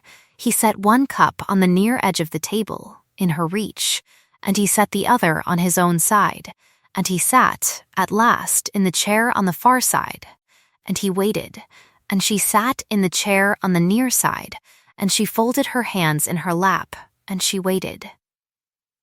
He said, "I have read your translation of the Northern Letters. I have read it 3 times. Once for the sense, once for the seams, once for the voice." She did not answer, because he had not asked a question. He said, "There are no seams. There is a voice. It is not mine, and it is not the Scarn factors, and it is not the Osa factors, and yet the argument the 2 men made to each other has arrived, in Velenese, exactly as they made it. I had been told, before I read them, that a translation preserves the sense. I had not been told, in Velen, that a translation could preserve the shame." He lifted his cup. He set it down again without drinking. He said, "I would like to know how you learned to do that." She said, "My mother taught me." He said, "How?" She said, "She read letters aloud in the evenings, to my uncle, in a voice not her own."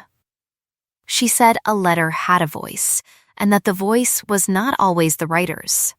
She said the writer sometimes borrowed the voice, and sometimes stole it, and sometimes hid inside it, and that the translator had to know which.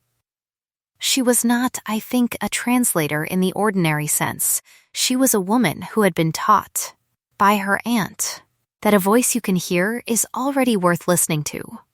She taught me to hear voices before I could translate them. He did not answer at once. He looked at her, in the yellow light, with the small, attentive stillness she had begun to know, and he said, "At last, your mother's name." She said, "Elin Vernay." He said, "The aunt." She said, "Damaris." He said, "I know Damaris. She sat at my father's table when I was 8. She would not eat the fish. She said it had been badly cooked, and she was right, and she said it in front of the cook, and she was right, and my father did not invite her again. Because my father did not like to be corrected by a woman whose corrections were always right, and I have thought of her since, whenever a person has been asked to correct me and has been too courteous to do it." Mira did not lower her eyes. She said, "She is well. She sends no one her regards, because she believes regards should be delivered in person." He did smile then, briefly, and it was not the strategic smile of the reception. It was, at the corner of his mouth, the small brief slackening of a man who had been reminded of a childhood he had not permitted himself to visit for a long time. He set his hands, flat, on the table. He said, "I will not waste your evening. You know why I asked you here."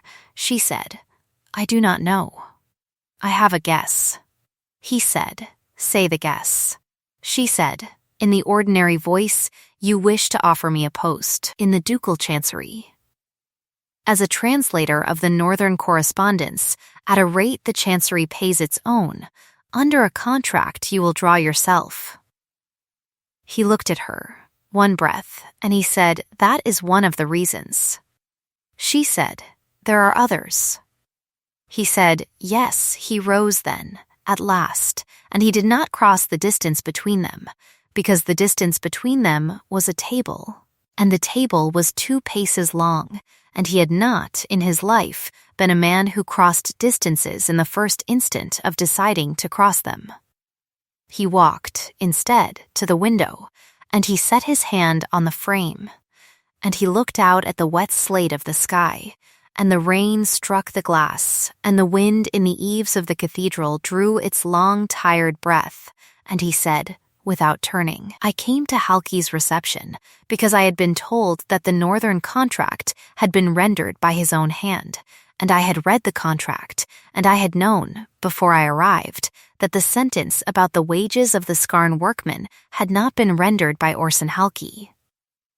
I came to find out whose hand had rendered it. I did not know it would be yours. I did not know it would be a woman's. I did not know it would be a woman standing at an eastern window in a mended shawl who would decline to lower her eyes when I looked at her." He turned then 1/4 degree so that the yellow light fell along the line of his jaw and did not find his eyes at all, and he said, "I did not know, when I asked the housekeeper to bring you a slip of paper the following dawn, that I was asking anything of you beyond a translation. I told myself I was asking a translation. I have had, since then, occasion to correct the telling."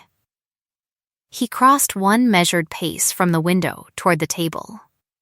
He said, "I did not know, when I asked you to render the northern letters, that the sound of your voice would be in the rendering. I have read the rendering 3 times, as I have said. I have heard in it 3 times the voice of a woman who was taught by her mother that a letter has a voice. I have not, since my own mother died when I was 9, been read to in a voice not the reader's own. I did not know that I had been waiting to be read to again. I have had, since then, occasion to correct the telling." He crossed a 2nd measured pace. He said, "I did not know. When Adrian Vass came to my chancery yesterday afternoon with a small dry apology and a folded paper he wished to have destroyed, and named to me, in the manner of a man who is accustomed to receiving a magistrate's thanks for his discretion, the name of the young woman whom he had almost had the misfortune to accuse.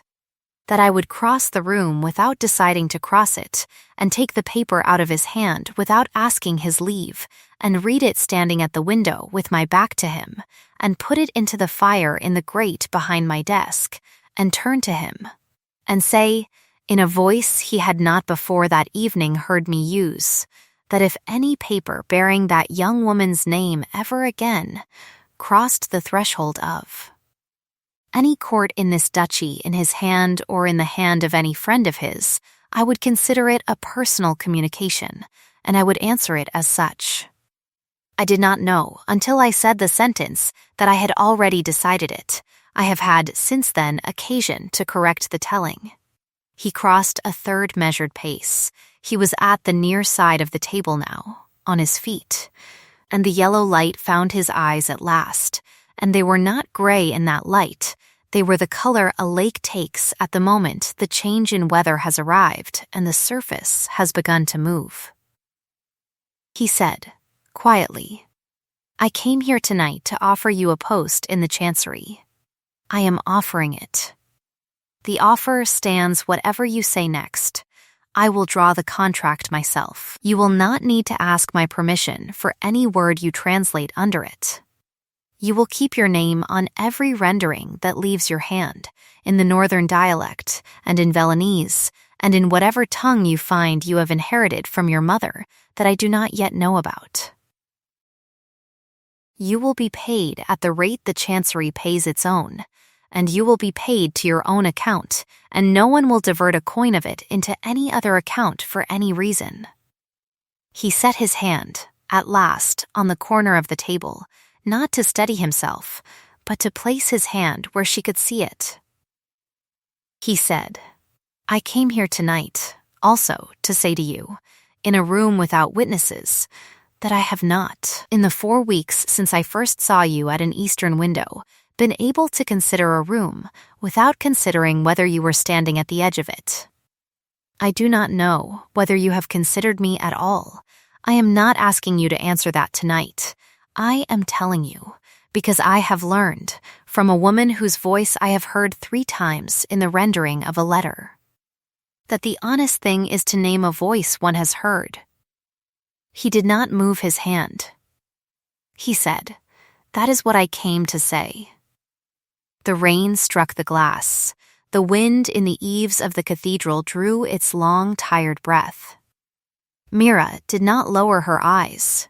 She had folded her hands in her lap when she had sat down, and she had not unfolded them, and she did not unfold them now. She looked at him, at the man who had crossed the distance from the window to the table in 3 measured paces, and she permitted her face, for the first time in 3 winters, to do what it did when she did not require it to do nothing, which was, chiefly, to soften at the corners of the mouth in the small brief way her mother's face had softened when a letter had said, at last, what the letter had been trying to say.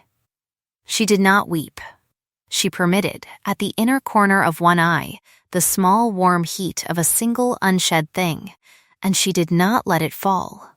Because it did not belong to this moment, it belonged to a longer moment, and the longer moment was still coming. She said, in the ordinary voice she used for ordinary work, thank you. For the post.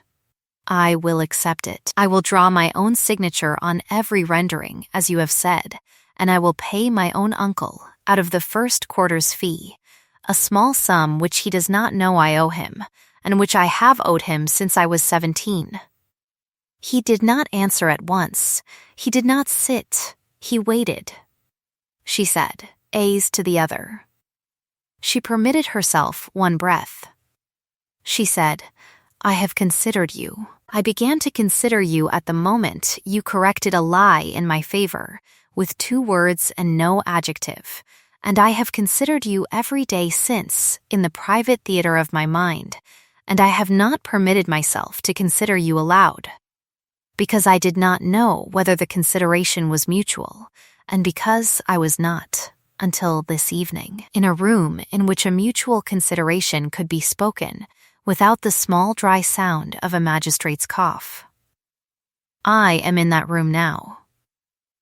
I will say the consideration aloud, because you have said yours, and because you have taught me, in this room, in the last quarter hour, that the honest thing is to name a voice one has heard. She stopped. She did not unfold her hands. She said, I will not, however, tell you tonight that I will be your wife. I will not tell you tonight that I will not. I will tell you, instead, that I have been, for 3 winters, a woman whose worth has been carried into rooms in another man's pocket and set down on tables I was not permitted to sit at.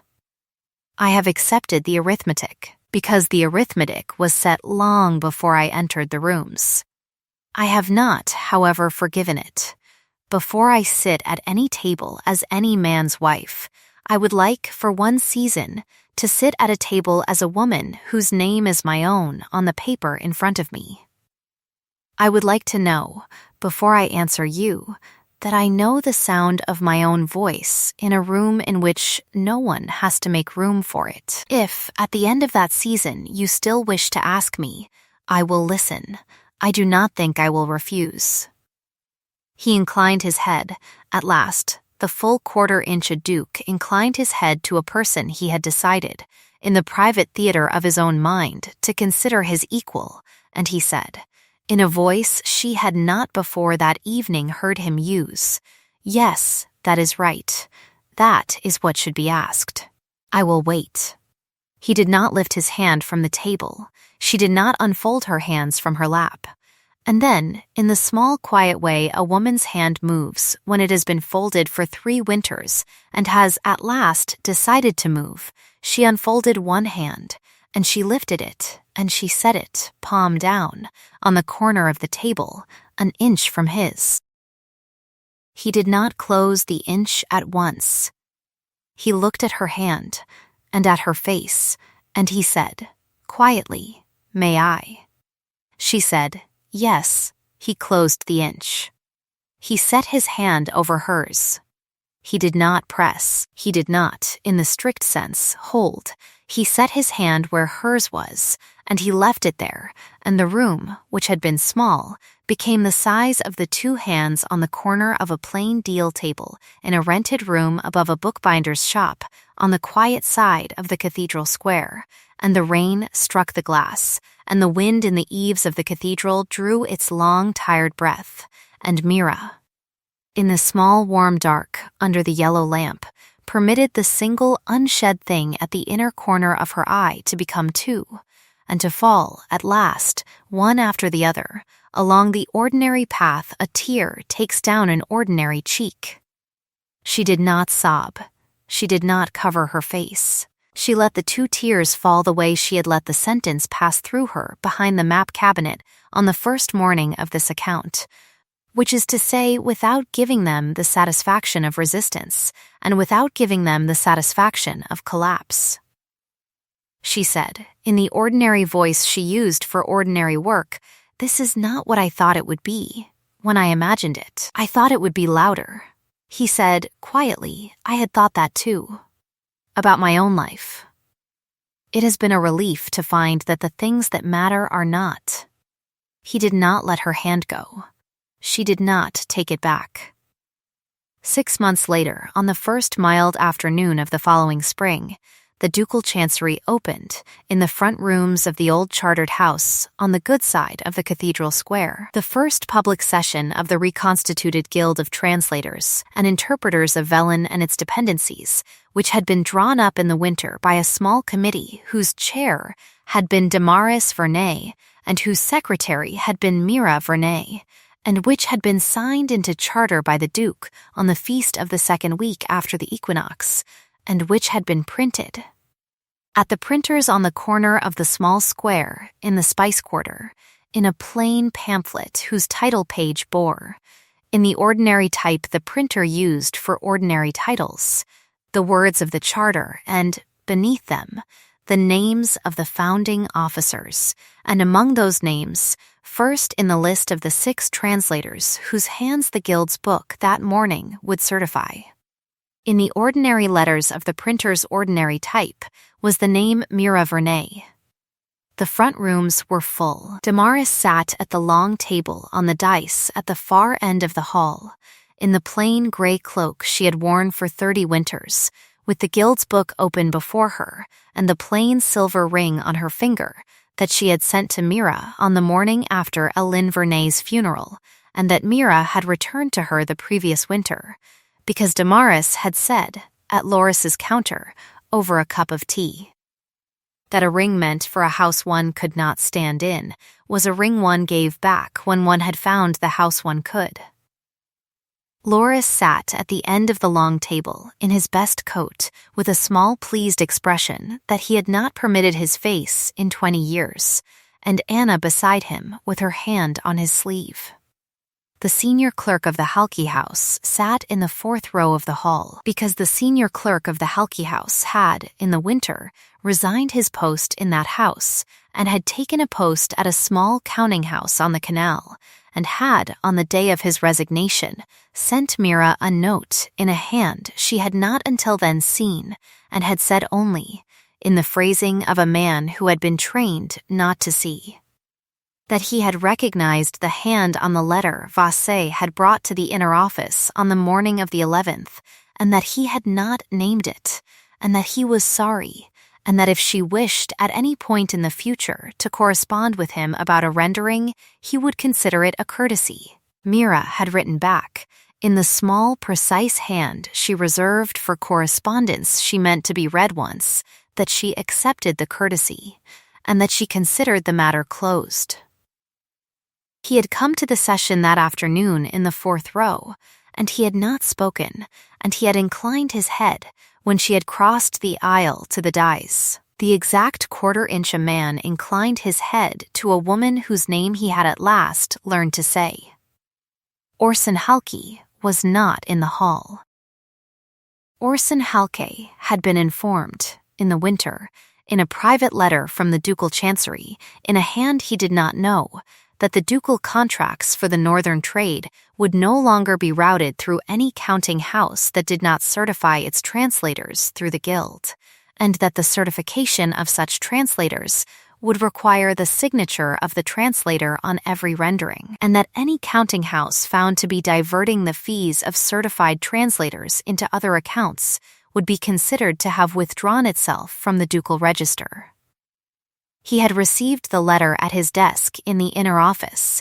He had not answered it. He had crossed his own counting room at his ordinary pace and had passed Mara's stool at the low table by the window with the small, studied blindness she had known for 3 winters, and he had not looked at her, and she had not lifted her eyes, and neither of them had spoken. She had left the Halki house the following week, on the ordinary Monday morning she had chosen for the leaving, with the ledger closed on the table behind her, and the ivory-handled pen in the small, locked box under her arm, and the shawl about her shoulders, and she had walked, in the ordinary pace she used for ordinary walking, through the merchant quarter and along the canal and into the spice quarter, and Loris had opened the door of the shop before she had reached it, because Loris had been watching from the window, and she had gone in. Isolde Halke was not in the hall either. Isolde had gone, in the winter, to the country, at the request of her father, who had received, on the 2nd day of December, in a private letter from the ducal chancery, in a hand he did not know, a courtly reminder that his daughter's certification with the Guild of Translators had lapsed in the year of her 20th birthday and had never been renewed, and that any future correspondence bearing her hand and touching upon the northern trade would be considered, in the absence of renewal, to have been produced without authority, and would be treated accordingly by any court of the duchy in which such correspondence should be entered as evidence.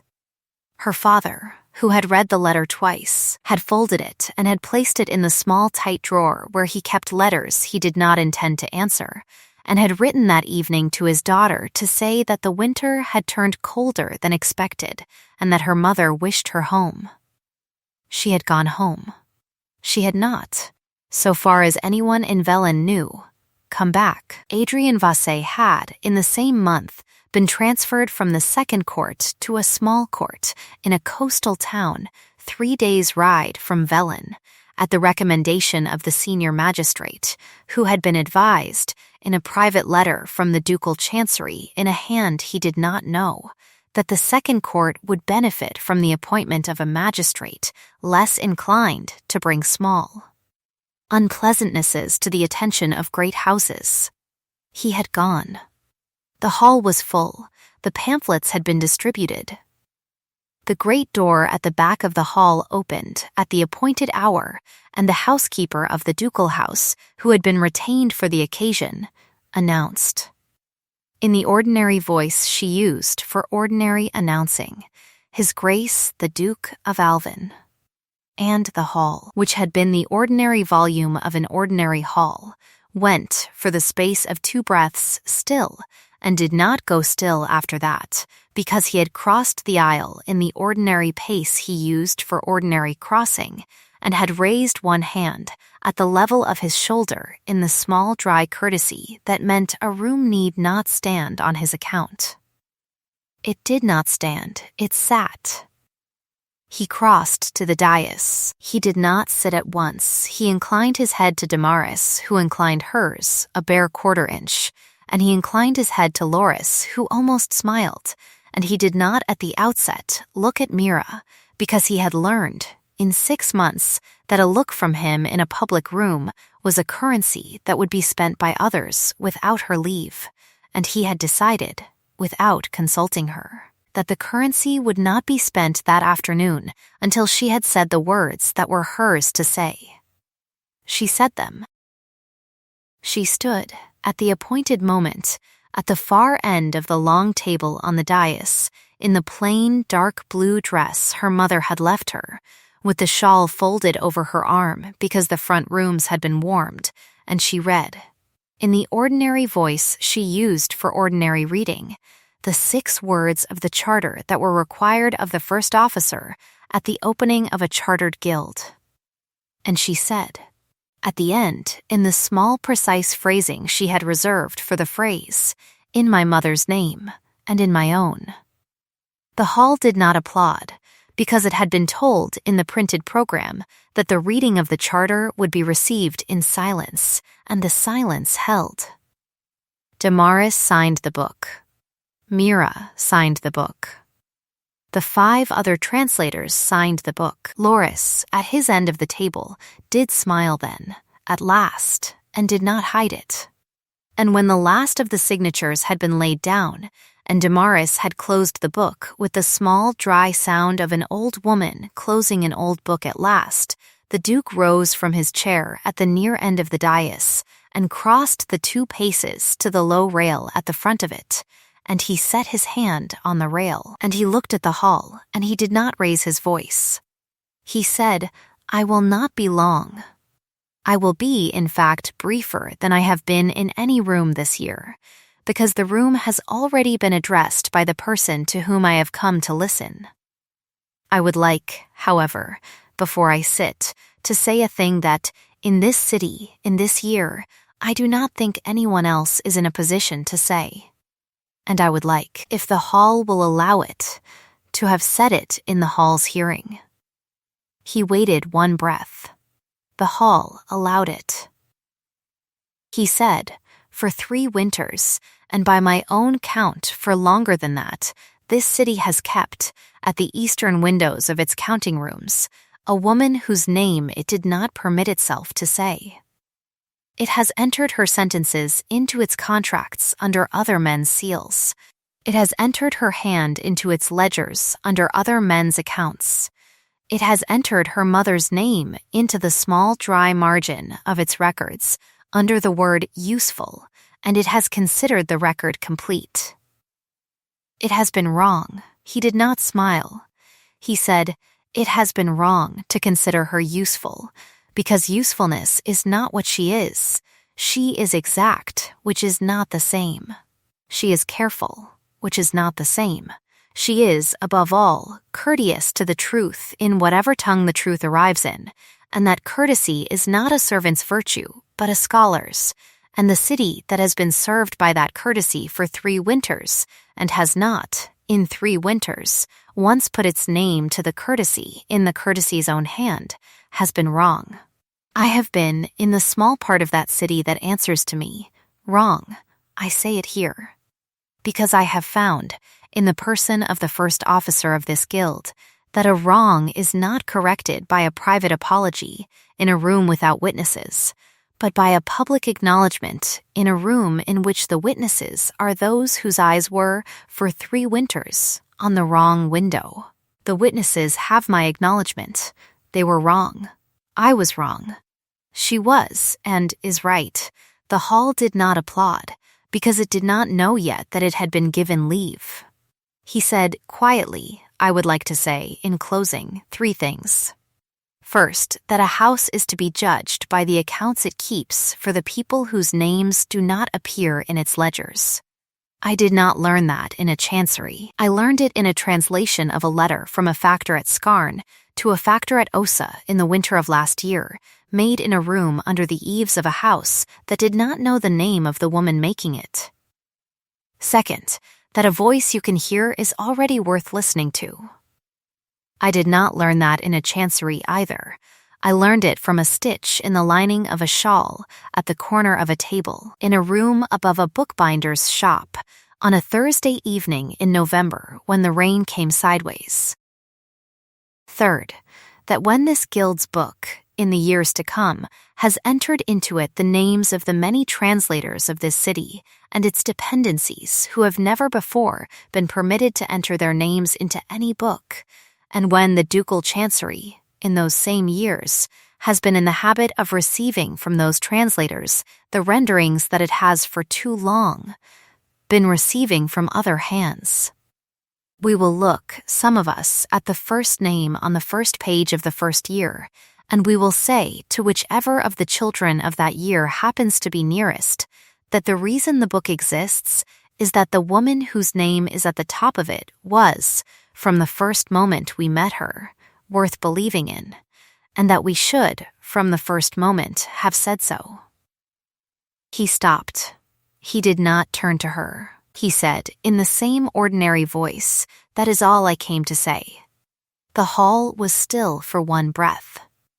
Then, at the back, an ordinary man in an ordinary coat, whom Mira did not know, brought his 2 ordinary hands together in the ordinary sound of applause, and the sound was answered, at once and at length, by the ordinary hands of the ordinary hall, and Mira, at the far end of the long table, permitted her face, for the second time in her life, to do what it did when she did not require it to do nothing. She did not weep. She did smile, and when, at the end of the applause, the hall began to rise and to gather its coats and to move toward the great door at the back, and the ordinary business of an ordinary afternoon in the good side of the cathedral square resumed its old volume around the reconstituted guild of translators, the Duke crossed the 2 paces from the low rail at the front of the dais to the far end of the long table at the ordinary pace he used for ordinary crossing, and he stopped at the corner of the table an inch from her hand, and he said, in the small dry courtesy she had begun to know as his, "May I?" She said, "Yes." He set his hand over hers, on the corner of the table, in the ordinary sight of an ordinary hall that had been given leave to see, and he did not press, and he did not. In the strict sense, hold, he set his hand where hers was, and he left it there, and he leaned, 1/4 degree, and he said, at the ordinary volume of an ordinary sentence, I will ask you now. Not because the hall expects it, not because the season is over and you have said you would listen, not because a duke should not carry a question in his pocket longer than a season without asking it. I will ask you because I have found, in 6 months of considering rooms with you standing at the edge of them, that I do not wish to consider any room without you in it, and because I have found that the wish is strongest at the hours in which no one else is watching. Will you have me? She did not lower her eyes. She said, yes, because I wish it. He did not let her hand go. She did not take it back.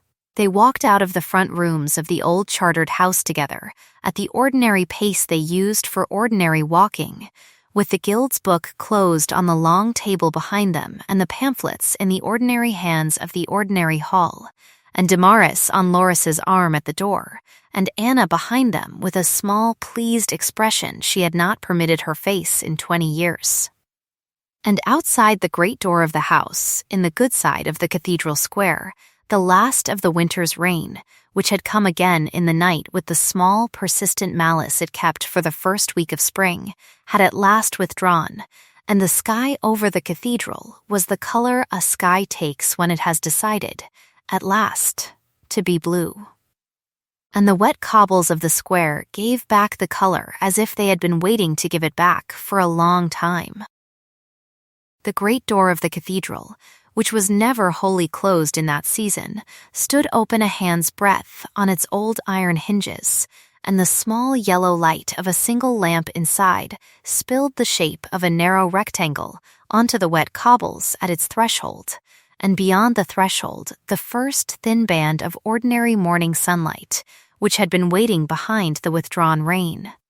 Arrived at last across the square in the ordinary manner ordinary sunlight arrives, and it fell on the shawl over Mira's arm, and on the plain silver band on Damaris's hand, and on the plain wet cobbles at their feet, and on the two joined hands at the middle of the small ordinary group at the great door of the ordinary house, and the group moved, at its ordinary pace, toward the ordinary threshold of the ordinary next thing, and Mira, in the ordinary voice she used for ordinary work, said the 8 words her mother had stitched into the lining of a shawl when she was 11 years old, not aloud, but at the ordinary volume at which a woman says a sentence to herself when the sentence has, at last, been proved, and the sentence, being proved, did not require a further proof, and she thought at the ordinary threshold that it was not perfect, and that it had not been easy, and that it was, at last, simply shared, and that shared was more than enough, and she stepped, with her hand in his, into the ordinary sunlight.